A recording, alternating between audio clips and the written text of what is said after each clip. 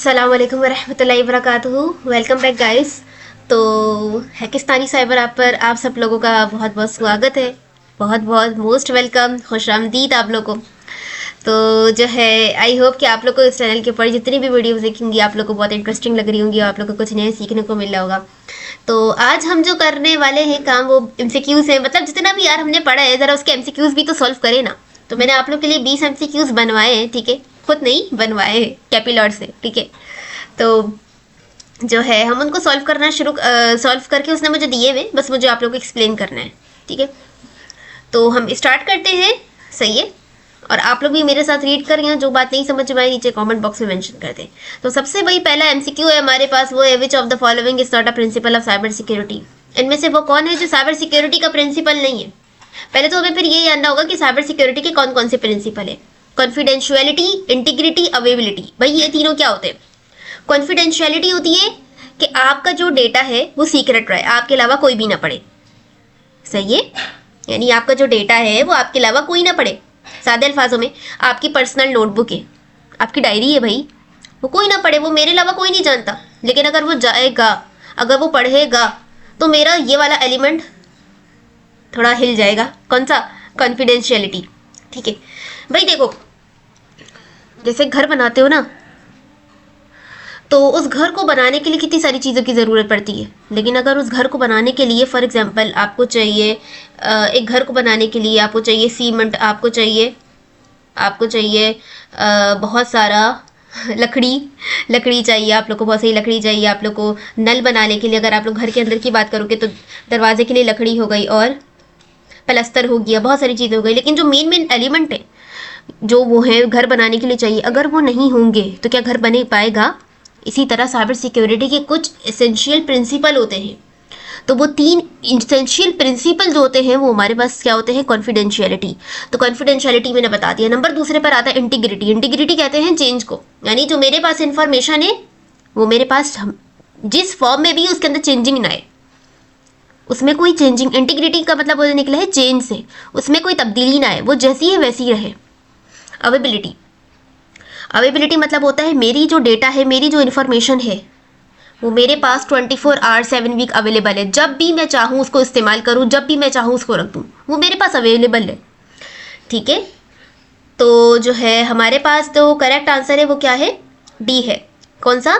D, profitability, ठीक है। ये सॉल्व करने के बाद फिर हम एंड में इसका टेस्ट भी करेंगे। प्रॉफिटेबिलिटी, सॉरी, हाँ, करेक्ट आंसर हमारे पास डी है। यानी डी जो है वो साइबर सिक्योरिटी का प्रिंसिपल नहीं है। और ये सवाल बहुत बार आ सकता है आगे जाके, जब आप साइबर सिक्योरिटी के सर्टिफिकेट हासिल करोगे तो उसमें भी ये सवाल पूछे जा सकते हैं।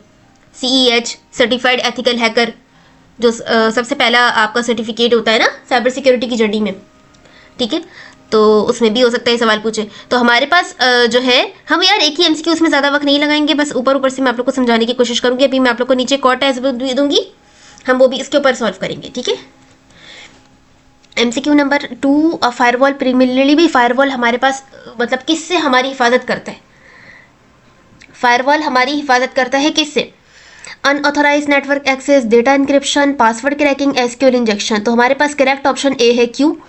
अनऑथोराइज नेटवर्क एक्सेस से हमें बचाता है, क्योंकि फायरवॉल क्या करता है, जो अनवांटेड ट्रैफिक होता है उसको फिल्टर करता है, ताकि वो मतलब ट्रैफिक जो है ना उसको फिल्टर करता है ताकि वो बचा सके अनऑथराइज। जैसे फॉर एग्जांपल आप लोग क्या करते हो, आप लोग जब जो है वो करते हो, चाय बनाते हो, सही है। तो जब चाय में से पत्ती छानते हो तो क्या करते हो, फिल्टरेशन वाला काम करते हो ना। इस तरह याद रख लो यार, सिंपल फायरवॉल क्या है, फिल्टर करना है किसको, ट्रैफिक को, किससे, अनऑथराइज एक्सेस से, बात खत्म, सही है। तो हमारे पास करेक्ट आंसर आ गया है ए। दूसरे पर आते हैं, फिशिंग। फिशिंग का काम क्या होता है? फिशिंग भाई अटैक होता है साइबर सिक्योरिटी में। फिशिंग अटैक को कहते हैं जिसका काम ये होता है कि ह्यूमन के ट्रस्ट को, मतलब फॉर एग्जांपल आप किसी को ईमेल भेज रहे हो और सामने वाला समझा कि यार फॉर एग्जांपल अगर आप किसी को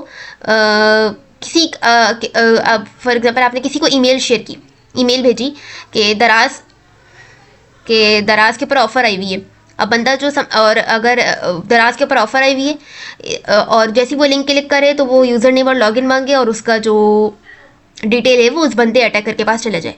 ठीक है, लेकिन अब फॉर एग्जांपल अगर मेरे साथ कोई ऐसा होगा तो मैं क्या करूँगी, मैं समझूंगी कि यार ये तो दराज है, ठीक है, मैं फ़ौरन क्लिक कर दूंगी मैं, सही है, और ये मेरे ऊपर फिशिंग अटैक होगा। और ये कैसे पता चलेगा, उसमें ग्रामेटिकल मिस्टेक हो सकती है, ठीक है, और वो कंपनी का झूठा लोगो लगा के मुझे उल्लू बना दे, सही है। तो फिशिंग का काम क्या होता है, सबसे आप ले लो option number B, human psychology के साथ खेलता है। ह्यूमन की साइकोलॉजी अभी काम नहीं किया यार, उसके बंदे के दिमाग के साथ खेल के उसका जो है काम निपटा के भाग गया। एसक्यूएल इंजेक्शन, एसक्यूएल इंजेक्शन क्या करते हैं, SQL injection exploit, SQL injection weak encryption, improper input validation, strong authentication, secure coding practice. Input validation यानी मैलिशियस कोड डालता है, कहाँ पे, लॉगिन, हमने वीडियो में देखा था ना किस तरह मैलिशियस कोड डाल लेते हम लोग वो वाली वेबसाइट पे, आज शॉप के ऊपर है ना, वो एसक्यूएल क्यूरी के जरिए से। ठीक है, मैं दिखा देती हूँ।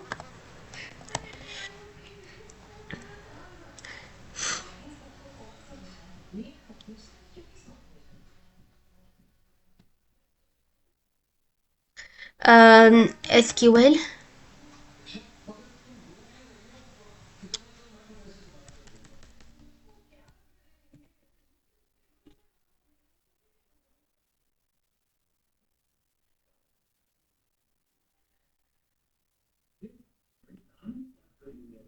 ठीक है, ये देख रहे हो, ये सारे जो है हमारे पास इनपुट वैलिडेशन है एसक्यूएल कोड के, कि डाल डाल डाल डाल के देखेगा अटैकर, अटैकर इंजेक्ट करेगा malicious SQL code due to the lack of input sanitisation.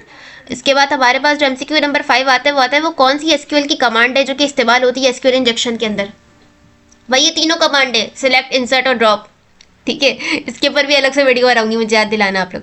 Select, insert, drop, तो हमारे पास ऑप्शन नंबर डी करेक्ट है, all of the above. Attacker manipulate, select, insert, drop to depending on the target.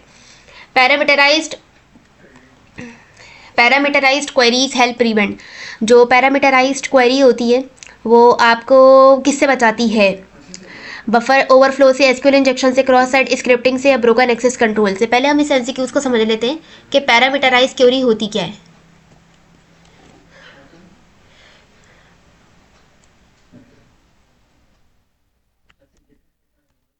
Explain this,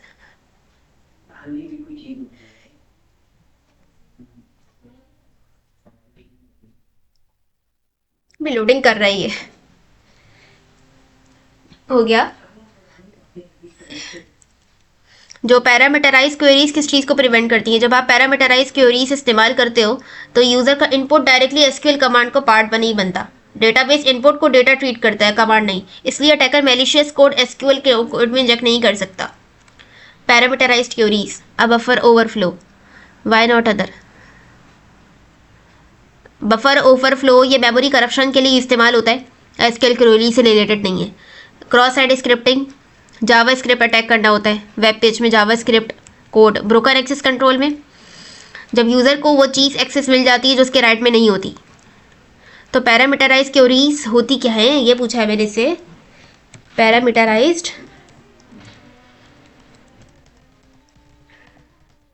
क्या होती है, मैंने से पूछा कि पैरामीटराइज क्वेरी होती क्या है।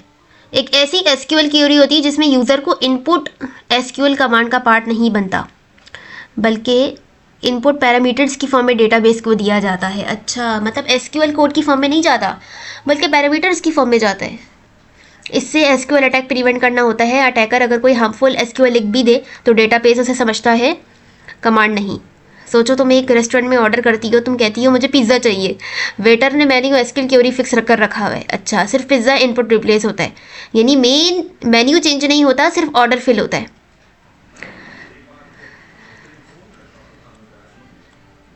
और ये पैरामीटर क्वेरी, सही, पैरामीटर क्वेरीज वो क्वेरी होती हैं जहां यूज़र को इनपुट को क्वेरी का पार्ट बनाने के लिए बनाने के बजाय अलग पैरामीटर के तौर पर पास किया जाता है। ये एसक्यूएल इंजेक्शन को प्रिवेंट करता है। ठीक है, तो करेक्ट ऑप्शन हमारे पास क्या हुआ, मैं सही जगह पे तो हूँ ना।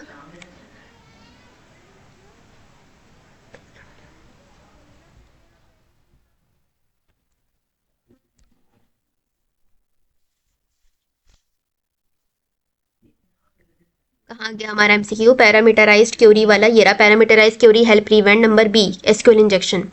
एसक्यूएल इंजेक्शन से बचाता है। Which of the following is assign हो भाई, सामने से पता चल रहा है option number A login bypass with or 1 is equal to 1। Broken access control कब होता है? जब आप किसी का अनऑथराइज्ड एक्सेस ले लेते हो। वीक पासवर्ड्स तो नहीं हो सकता, data is encrypted file word नहीं। तो हमारे पास option number A which is an example of broken access control. Broken access control की एग्जाम्पल क्या है? एडमिन पैनल के अंदर घुस जाना, सिंपल बात। A best prevention for broken access control के लिए सबसे आसान तरीका बचने का, स्ट्रॉन्ग इंक्रिप्शन बना लो, एंटीवायरस सॉफ्टवेयर फायरवॉल इस्तेमाल कर लो। भाई RBAC, ये मैं खुद नाम पहली बार सुन रही हूँ।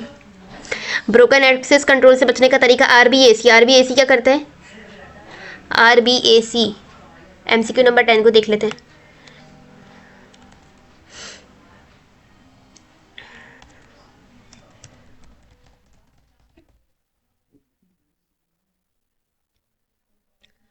ब्रोकन एक्सेस कंट्रोल तब होता है जबकि यूज़र इन चीज़ों को एक्सेस कर सकता है जो उनके राइट में होता है। और RBAC क्या करता है? RBAC इसमें हर यूज़र को उसके रूल के मुताबिक एक्सेस मिलता है। Admin role, teacher role, student role, guest role. तो RBAC का यूज़र सिर्फ वही एक्शन कर सकता है जो उसके रोल में अलाउड हैं। यूज़र अनरिस्ट्रिक्टेड एक्सेस नहीं ले सकते।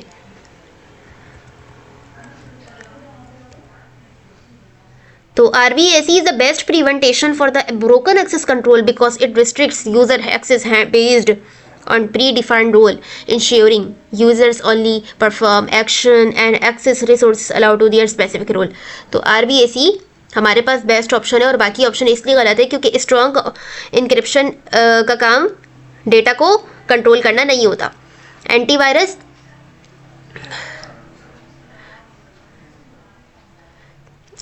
सॉफ्टवेयर का काम क्या होता है? मालवेयर को डिटेक्ट करना होता है, एक्सेस रिजॉल्व करना नहीं होता। फायरवॉल का काम क्या होता है? ट्रैफिक को कंट्रोल करना, एक्सेस रिजॉल्व नहीं करता। तो बेस्ट ऑप्शन RBAC है। ठीक है, तो आज के लिए इतने MCQ हम ठीक करते हैं। बाकी MCQs के लिए बाकी जो 10 के 10 MCQs हैं ये मैं पार्ट 2 में कवर करवाऊंगी इंशाल्लाह ताला। ठीक है, आज के लिए हमारा इतना काफ़ी है। ठीक है, और आप लोग भी सॉल्व कर रहे होंगे यकीनन साथ। बल्कि मैं क्या करूँगी, मैं आप लोग को ना आइंदा कुछ MCQs खुद करवाऊंगी, कुछ MCQs डिस्क्रिप्शन में डाल दूंगी और बोलूँगी कि आप लोग मुझे ये सॉल्व करके दो। ठीक है, तो इस तरह हम कर लेते हैं मिलके। आधे मैं कर लेती हूँ, आधे आप लोग कर लेंगे। ठीक है, बाकी अपना ख्याल रखें। अल्लाह हाफिज़।